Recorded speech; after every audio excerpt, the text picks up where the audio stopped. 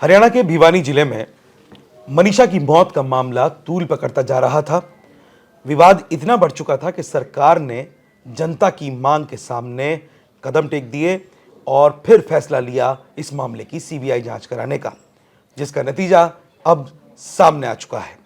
नमस्कार, मैं हूं परवेज सागर। आप देख रहे हैं आज तक डिजिटल पर अपराध का जहां, और मेरे साथ हैं मेरे सहयोगी क्राइम तक के एडिटर चिराग गोठी। चिराग, बहुत बहुत स्वागत है आपका।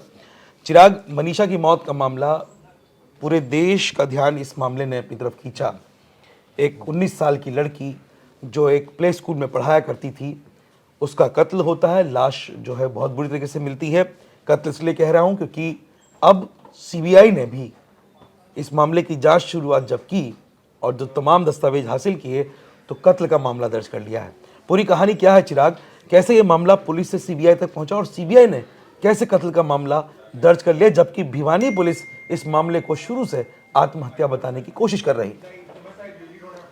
मुझे लगा आप ये सवाल अब पूछेंगे कि कत्ल का मामला किस बेस पर दर्ज कर लिया, और क्योंकि हमें याद है निक्की में हमने कहा था कि कत्ल का मामला क्यों दर्ज कर लिया, जबकि सबूत तो कुछ और इशारा कर लेते, जांच कर लेते, उसके बाद कोई मामला दर्ज कर लेते। लेकिन यहाँ कहानी थोड़ा अलग हो गई। तो अब इसको हम क्या बोले कि हम पहले वाली बात सही कह रहे थे या ये वाली बात कह रहे थे?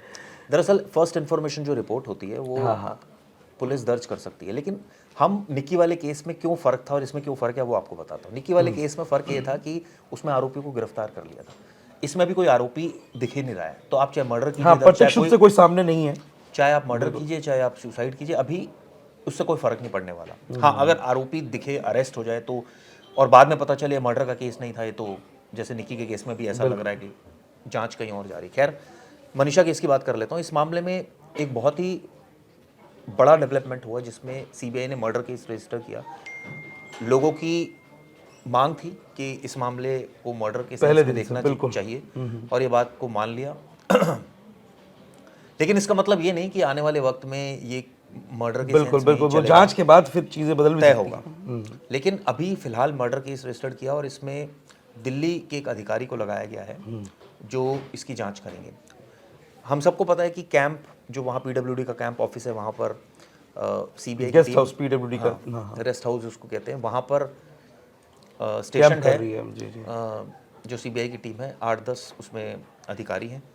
हर एक एंगल से पूछताछ इस मामले में अब शुरू हो गई है। सबसे पहले काम था कि सारे डॉक्यूमेंट्स पुलिस से लेना, जो कि ले चुकी है, जिसमें पोस्टमार्टम रिपोर्ट्स हैं, सीसीटीवीज़ हैं, इसमें कॉल डिटेल रिकॉर्ड्स हैं, सुसाइड नोट है, एफआईआर है, तमाम ऐसे दस्तावेज हैं जो लिए हैं, जीडी की एंट्रीज। हाँ। लेकिन इसके अलावा जो कुछ गवाहों से, जो इस केस के जो अहम गवाह हैं, उनसे भी पूछताछ शुरू हुई। मसलन मनीषा के पिता से पूछताछ 2 बार कर चुकी है सीबीआई, और जिसमें उनसे पूछा गया कि उसका व्यवहार किस तरह का था, वो कितने बजे घर से निकलती थी, कितने बजे वापस आती थी, आखिरी दिन क्या वो परेशान थी, घर की आर्थिक स्थिति आपकी कैसे, क्योंकि सुसाइड नोट में एक चीज़ था कि आर्थिक स्थिति ख़राब है, इस वजह से उसने कदम उठाया। तो इस सेंस में भी पूछा। उनका बैंक अकाउंट अलग खंगाला जा रहा है, कितने बैंक अकाउंट है, कितना उनके पास सेविंग और उनकी इनकम कितनी है, सारी चीज़ें असेस कर रही है ताकि एक लॉजिकल कंक्लूजन पर पहुंचा जा सके, और उसके बाद कोर्ट में जो भी उनको जिस भी मैनर में इन्वेस्टिगेशन की रिपोर्ट फाइल करनी वो करे।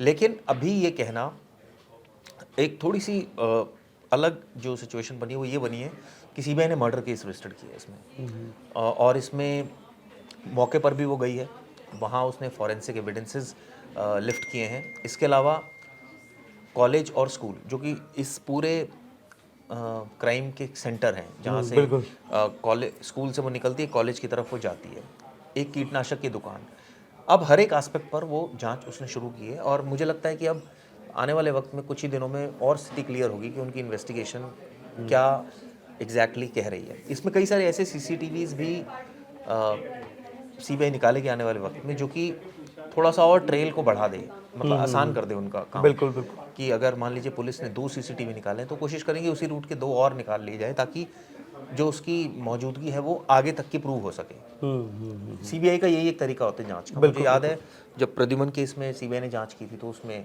पहले ड्राइवर को आरोपी बता रही थी गुरुग्राम पुलिस, उससे बयान दिलवा दिया था। हाँ, बयान दिलवा दिया था, और मैंने ही किया था, मुझे अच्छी तरह याद है वो। कबूलिया बयान उन्होंने दिला दिया, इकबालिया बयान दिया था कि मैंने मारा है, और बाद में जब जांच हुई तो पता चला एक लड़का शामिल था उसमें। अब हाँ, मुझे बिल्कुल, मैंने वो बिल्कुल थ्योरी जो है उसमें पलट गई। तो ये हमने केस देखा था। स्कूल के ही एक बच्चे ने मर्डर किया था, बिल्कुल। तो ये सीबीआई का केस था, लेकिन सीबीआई की केस के कई ऐसे भी केस रहे जो किसी नतीजे पर नहीं पहुंचे, और बहुत सारे केसेस रहे ऐसे, बहुत सारे, मतलब अगर हम कहें कि एक या दो नहीं, अगर आप बड़े बड़े केसेस की बात करें, चाहे आरुषि से लेकर चाहे हम अभी जो सुशांत वाला मामला है, जो भी बड़े केसेस हैं, उनमें कोई बहुत कॉन्क्रीट रिजल्ट सीबीआई नहीं दे पाई। खैर, उम्मीद करते हैं इस केस में देगी। चिराग, लेकिन मैं एक चीज़ पूछना चाह रहा हूँ कि सीबीआई ने किस बेस पे, क्योंकि सीबीआई एक ऐसी एजेंसी है जिसके ऊपर सभी लोगों की निगाहें रखी रहती हैं और उनकी जांच बहुत डीप होती है, बहुत गहराई के साथ जांच पड़ताल करते हैं। वो पहलू जो पुलिस नहीं छूती वो उसको भी देखते हैं, उस पर भी नज़र डालते हैं, उसको भी हर एंगल से खंगालते हैं और उसके बाद फिर कोई निर्णय लेते हैं। सीबीआई का इस मामले में कत्ल का मामला दर्ज करना कितना अहम मानते हैं आप शुरुआती दौर में? मुझे लगता है सेंटीमेंट्स का ध्यान रखा है लोगों की, क्योंकि ओके, लोगों का कहना था कि इसको इस सेंस में देखे सीबीआई, और लेकिन एक गलतफहमी भी लोगों को नहीं होनी चाहिए कि आने वाले वक्त में भी जो चार्जशीट फाइल होगी वो मर्डर में होगी। इसका कोई गारंटी नहीं है, क्योंकि अभी तो जांच बिल्कुल जांच शुरू हुई है अभी। ठीक है, वो एक फर्स्ट इन्फॉर्मेशन रिपोर्ट है, वो दर्ज की गई है, और उसी के सेंस में अब जैसे मैंने बताया उनके पिता से पूछताछ हुई है। जो डेड बॉडी जिस कंडीशन में मिली थी, 3 पोस्टमार्टम हुए थे, पहला रोहतक में, फिर भिवानी में, पहला भिवानी में, फिर रोहतक में, और फिर एम्स में हुआ। तो अब उन तीनों की रिपोर्ट को असेस करना है, डॉक्टर से पूछताछ करनी है। जैसे मैंने बताया बहुत सारे सीडीआर्स हैं इसमें, बहुत सारी ऐसी चीज़ें हैं जो पुलिस शायद नहीं कर पाई, वो सीबीआई करेगी। और सीबीआई के पास एक और चीज़ है, काफ़ी जो लैब्स हैं उनकी, फॉरेंसिक लैब से लेकर चाहे अपनी लैब्स हैं, अपने संसाधन हैं, तो काफ़ी मतलब इक्विप्ड है सीबीआई। बिल्कुल, और मुझे लगता है कि मुझे लगता है कि उनको बहुत ज़्यादा दिक्कत नहीं आने वाली, और त्वरित कार्रवाई इसमें होगी। चिराग, कितना असर पड़ेगा जो बवाल लोगों के अंदर गुस्सा भिवानी जिले में देखने को मिला? बहुत सारे धरना प्रदर्शन, कई लोग सड़कों पे बैठे थे, जाम लगा के बैठ गए थे पूरी तरह से, बड़ी मुश्किल से पुलिस ने समझाया बुझाया उन्हें। तो अब जबकि सीबीआई ने कत्ल का मामला दर्ज किया है, तो आपको क्या लगता है कि वहाँ का जो माहौल है उस पर कितना असर पड़ेगा इन सब चीज़ों का? नहीं, बहुत असर पड़ेगा, क्योंकि शुरुआत से मांग थी। देखिए, जब भी कोई केस बिगड़ जाता है, जब भी कोई प्रोटेस्ट होता है, हमने अक्सर देखा है प्रवेश, जितने भी आपने बहुत केसेस कवर किए हैं, एट द एंड जब सब कुछ मैसअप हो जाता है पुलिस से, तो हर कोई ये एक मांग करता है कि सीबीआई को बुलाया जाए। हाँ, सेंट्रल सीबीआई को बुलाया जाए, वो करेगी जांच। इतना विश्वास है सीबीआई पे, बहुत भरोसा है देश के लोगों को, इसमें दो राय नहीं है। और वहाँ काफ़ी फाइन ऑफिसर जो है वो तैनात रहते हैं। वो एक अलग बात है कि करप्शन हर जगह है, वहाँ भी है, ये भी बात किसी से छिपी नहीं है कि बहुत सारे केसेस का रिजल्ट ही नहीं निकल पाया। बिल्कुल, वो बेनतीजा रहे। तो ऐसी जांच, मैं ये नहीं कह रहा किसी को फंसा दें, लेकिन कोई कंक्लूजन तो निकले किसी केस में। खैर, ये एक अलग बात है, लेकिन इतना है कि लोगों का विश्वास है, और शायद मुझे लगता है सरकार ने इसीलिए जल्दी से जल्दी सीबीआई को हैंड ओवर किया, और उसके बाद इस लेवल पर इन्वेस्टिगेशन शुरू हुई। चिराग, एक बार जो दर्शक हमारे नहीं जानते हैं, वैसे तो दर्शकों को सभी को पता है, हमारे दर्शक बड़े जागरूक हैं, ये मामला हरियाणा के भिवानी जिले का है, और इस मामले ने हरियाणा ही नहीं बल्कि पूरे देश में एक सनसनी मचा दी थी, क्योंकि जिस हालात में लाश मिली वो बेहद खौफनाक था।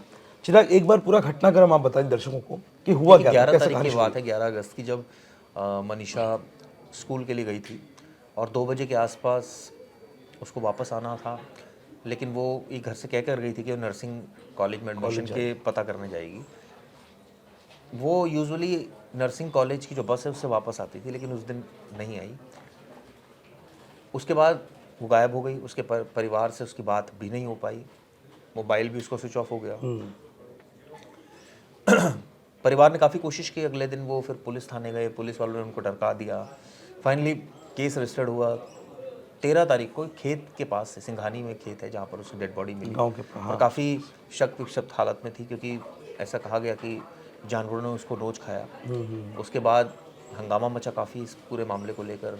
लाश की हालत देख के पुलिस ने एकदम त्वरित फिर कार्रवाई की, फिर सुसाइड नोट भी सामने आया। फिर उसमें ये कहा गया कि ये मामला, शुरुआत में पुलिस ने कहा कि सुसाइड का केस है, तो लोगों ने और हंगामा किया कि भाई ऐसी हालत में अगर डेड बॉडी मिली है तो सुसाइड कैसे कह रहे हैं इसको सुसाइड।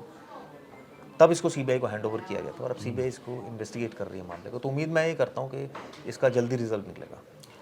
तो कुल मिलाकर के चिराग, ये मान लिया जाए कि अब जांच जो है वो सही हाथों में पहुंच गई है, और उम्मीद यही है कि मनीषा का जो परिवार है और यह जो मनीषा के समर्थन में लोग जो सड़कों पर उतरे हैं, उन्हें इस बात से खुशी होगी कि सीबीआई ने जांच की शुरुआत जो की है वो कत्ल का मुकदमा दर्ज करके की है। तमाम सबूत दस्तावेज जो पुलिस के पास थे वो सारे सीबीआई ने हासिल कर लिए हैं और अब उम्मीद ये की जा रही है कि सीबीआई मनीषा को इंसाफ दिलाने का काम करेगी। इस खबर पर हम नज़र बनाए रहेंगे। आप देखते रहिए आज तक डिजिटल और मुझे दीजिए इजाज़त। नमस्कार। गर्मियों की छुट्टी होने वाली थी, मेरे पापा आने वाले थे, तो हम लोग सभी खुश थे। तो मैं एक बेड पे चढ़ के डांस कर रहे थे। डांस कर रहा था, लेकिन वो पहले ही आ गए। फ्रीज। तो मैं उस समय तो कंटिन्यू नहीं कर सकता था ना, तो फ्रीज फ्रेम टाइप का हो गया। कसम पैदा कर